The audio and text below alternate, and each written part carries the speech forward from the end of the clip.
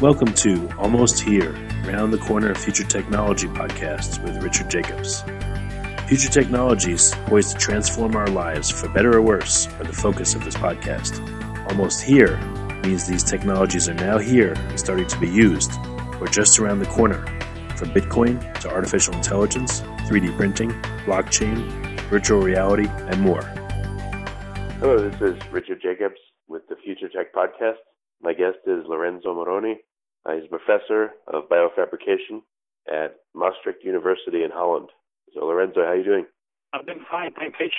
Yeah, thank you for coming. So tell me about your work, your research. How did you get interested in it, and what does the research look like today? Sure. Well, our research actually here at Maastricht University focuses around biofabrication, and we try to apply this interdisciplinary field towards regenerative medicine applications or towards the creation of biological models that can be used to test new treatments or new drugs and understand possible pathological mechanism behind certain diseases in 3 dimensions. And I'll explain a little bit later why 3 dimensions are more important than 2 dimensions. I'm a biomedical engineer by training. I graduated, in fact, actually, I hold 2 master's degrees in biomedical engineering at Polytechnic of Milan University, back home in Italy, where I'm originally from, and a second master in nanoscale science and engineering from Chalmers University of Technology in Sweden. And have got my Ph.D. degree at Twente University, also in the Netherlands, on biomaterials and additive manufacturing technologies, or in general, scaffold fabrication technologies for tissue engineering and regenerative medicine applications. And so thereafter my PhD, I have got a postdoc training in the U.S., on again biomaterials, more specifically hydrogels and stem cells, which I then applied in a second postdoctoral position back in Italy into a more clinical setting, where we were looking at expanding the activities of a tissue factory into a cell factory as well. And I started my group back in the Netherlands in 2009, first in Twente University, and then since now 4 years in Maastricht University, where we created a new institute called Merlin, which is based on technology for regenerative medicine applications. All right, so for listeners that don't understand how drugs have to be tested right now, what's the process? What does it look like to test a drug? I know we can test stuff on rats, and in people you have to go through, phase 1, 2, 3 trials, but how is this different? What do your methods look like? Sure. The main difference is that many of the current drugs or many of the current treatments are independent from whether they are drug treatments or cell therapies, which are one of the regenerative medicine possible therapies. Is that typically you would test this on cells which are cultured on 2-dimensional substrates, which are really quite different from who and how we are, right? So we are not flat entities, but we are really 3-dimensional in our bodies, and we are much more complex than, therefore, a 2-dimensional substrate, which is typically just a relatively stiff piece of plastic, of common plastic.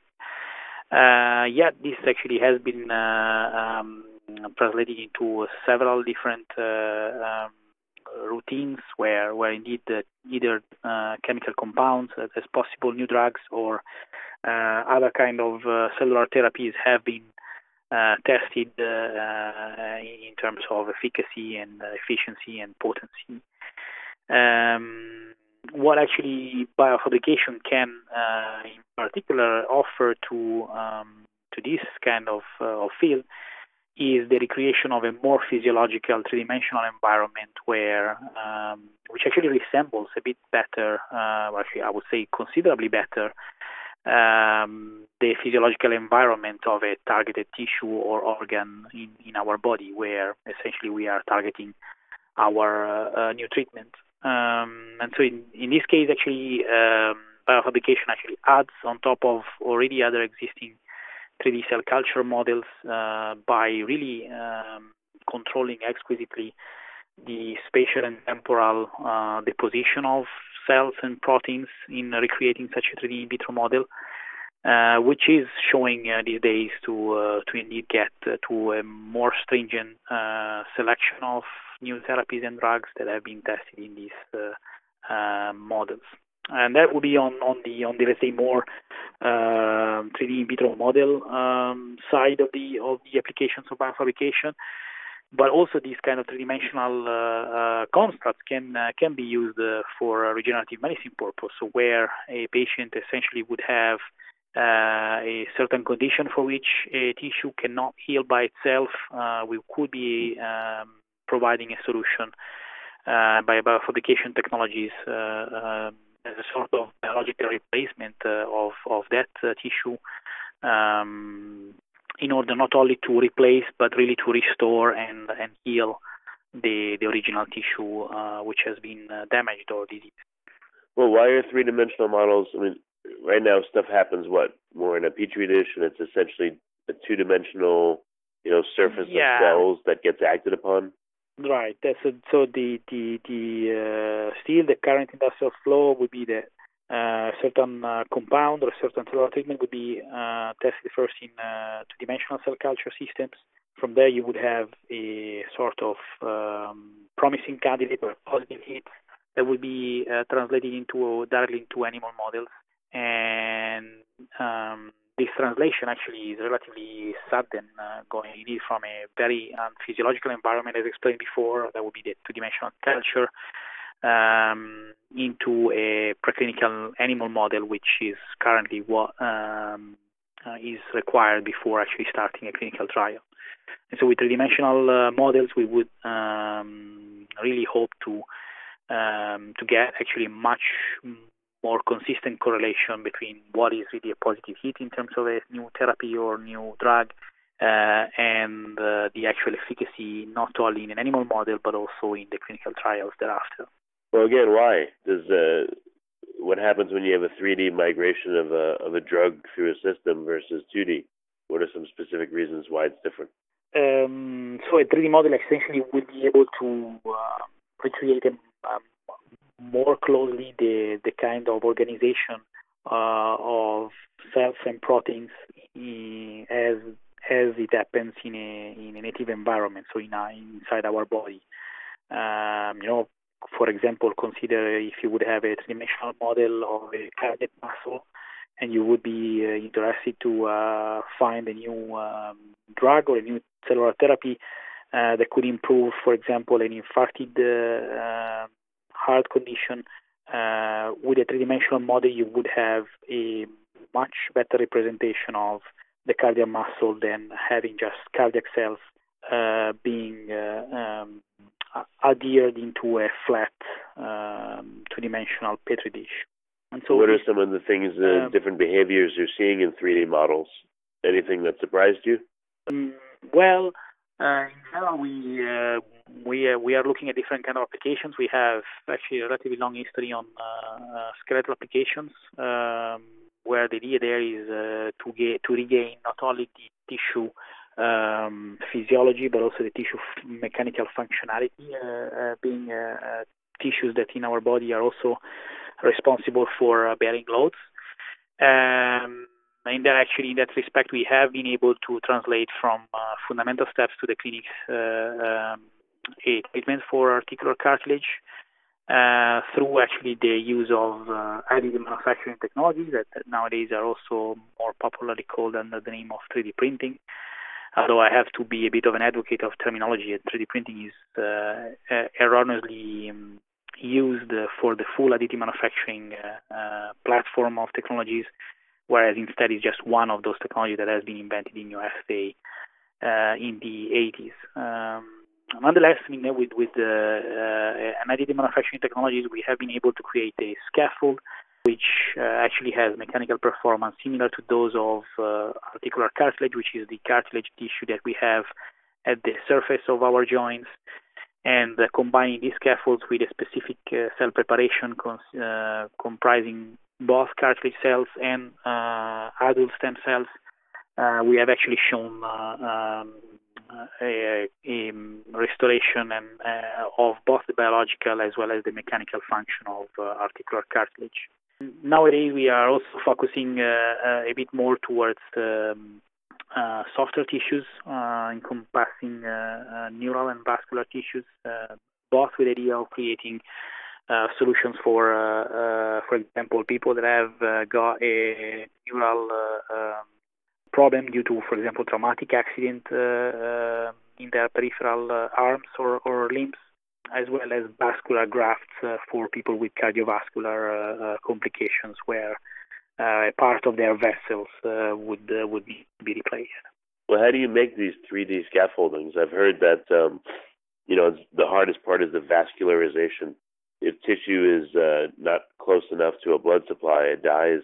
And from what I've heard, again, I'm not in the industry, but that's like the most difficult thing. So how do you accomplish that and make a true 3D model? Yeah, that's indeed correct. That's a good question.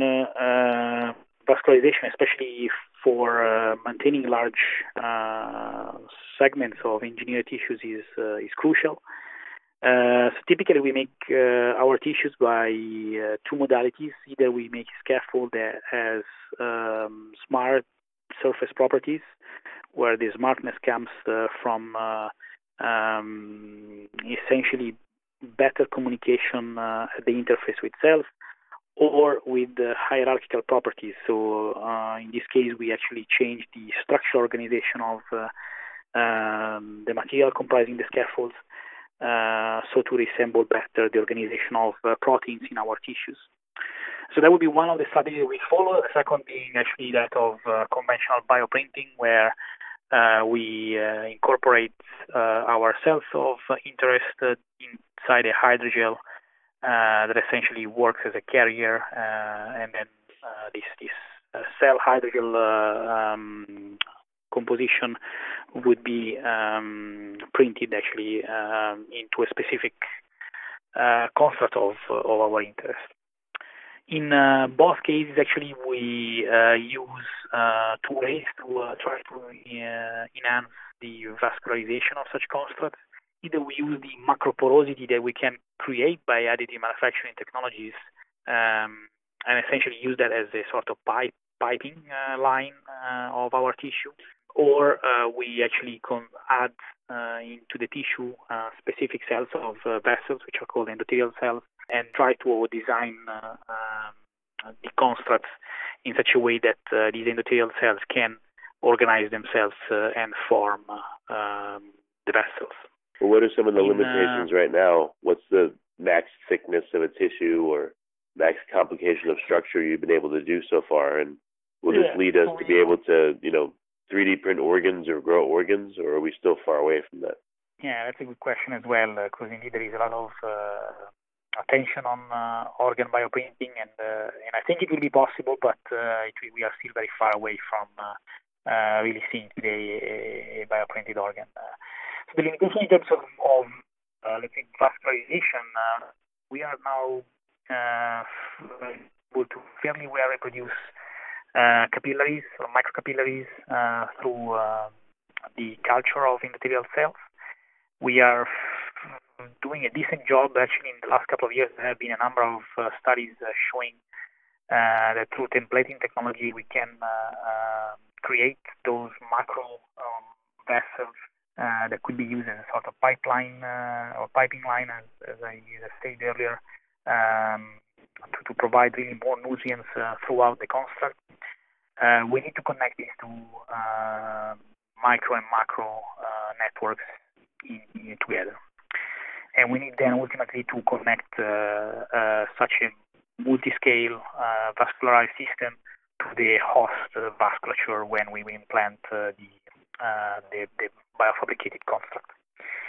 So I think these are the two main challenges for the future in general in terms of vascularization. Now, if that would be the only thing that is needed for organ bioprinting? The answer is really no. I mean, that will make the picture much more complicated than just organizing very well the vasculature.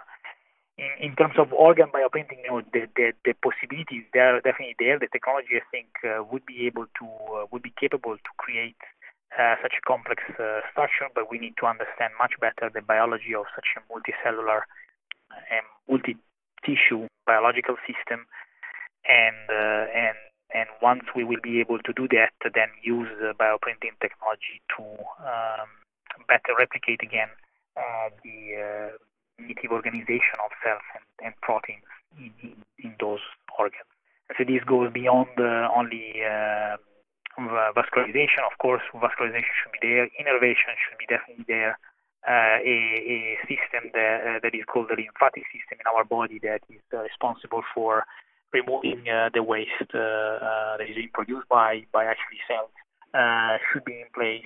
And then depending on the organ, we really need to understand the multicellular complexity of that organ. And just to give you an example, if we would be wanting to bioprint a kidney has more than 20 specialized different cells that are comprising the organ, and each of these cells has a specific function that in an orchestra is then responsible for the full functionality of the kidney in terms of filtrating our blood. So that would be the set of next challenges to really move from small bioprinted tissues that is currently what is the current state of the art to large macroscopically multi-tissue organ type of constructs. We will have at least 2 decades before we should be able to make it, I think. So how long do you think it's really going to take 2 decades before we're able to print organs?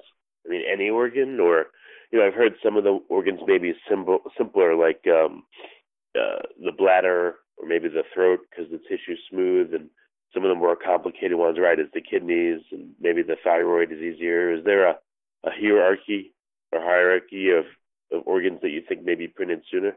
I think that for sure the simplest organs will probably come earlier. I mean, that will also depend a little bit on the clinical needs and for which and actually the lack of possible other solutions. Now, a bladder actually I still personally consider it a tissue and not an organ. And that actually has already been engineered. There has been some wonderful work from a group in the United States at Wake Forest, where actually that has already been implanted also in patients. When I'm talking about organ bioprinting, I really think about relatively complex structures such as, as I said, multicellular structures such as kidney, pancreas, heart, and indeed glands such as a thyroid. To really get to a fully functional kidney, if at all we will be able to get there, I think it will take another 2 decades. Today you see actually some primordial or premature bioprinted models of functional units of a kidney called a nephron. Again, these are beautiful 3-dimensional models to test in a more efficient way drugs. For example, again, in the case of kidney, drugs for chronic kidney disease. And I think this will be still equivalently important as a step towards that larger moonshot goal of bioprinting a kidney, where the 3D models actually will allow us to, first of all, deliver more efficient drugs for a subset of kidney diseases, but also will be enabling us to better understand, again, as I say, the biology of functional units that are composing the largest full kidney organ. What's the max number of cells that you've been able to create a 3D structure out of? Is it not just the complexity, but is it also the number of different cells, or I guess it's both the unique geometries, the fine details, and the number of cells, right? You have mentioned at the moment in your last question has indeed an important role. So it's the number of different cells that are composing a specific organ. It's also the organization of the proteins, the extracellular matrix that it's called, which is being secreted by these cells, and how this protein is organized in space, and how actually these proteins are also synthesized at different time of organ development by different cells. And indeed, last but not least, is also the resolution, so the way and the precision with which you can actually deposit in space in a specific geometrical configuration that should be possibly as close as possible to the native configuration, cells and proteins in space, let's say. So I guess the most difficult organ is what, the kidney? Or are there other organs that are just as hard? The most difficult organ, I would say, is definitely, I'm not sure if the kidney is the most difficult, but it's certainly one of the most difficult organs to be bioprinted. In the case of pancreas, I think there has been very little work which has been aiming mostly at delivering in a smart manner islets of Langerhans, which are multicellular bodies that are responsible for the secretion of insulin in response of different glucose regimes. So essentially, those islets are responsible for actually the correct regulation of sugars in our body, and that's actually important for example, providing a possible solution to diabetes. The biofabrication, the bioprinting of a full pancreas would also be quite complex and challenging, as in fact, as a full organ, the pancreas actually has also a number of different cells which are have a completely different function and purpose in terms of regulating a number of biological activities in our body. So I think that would also be quite a challenging organ together with kidney in terms of full organ bioprinting. Okay. Well, very good. So what's the best way for people to find out more about your research and maybe get in touch with you for collaboration or interest? So they can get the profile of the group at, we have a website at www.moronilab.org. In this website, actually, they can see the main research lines that we are active on, and some of the work that we have been publishing along these years, or at the University of Maastricht through the Merlin Institute website, where again they can find my contact information. Okay, very good. Well, Lorenzo, thank you for coming on the podcast, and I hope that your work advances to the point where we can, replace our organs if needs be. So thank you for your work. Thank you, Rich, for the time, and that's what we are working hard for. So let's hope we need to find ways to deliver some solutions to our society. You have been listening to Almost Here, Around the Corner Future Technology podcast with Richard Jacobs. Subscribe to this podcast, post a review to discover more future technologies that are poised to transform our lives for better or worse, such as Bitcoin, artificial intelligence, 3D printing, blockchain, virtual reality, and more.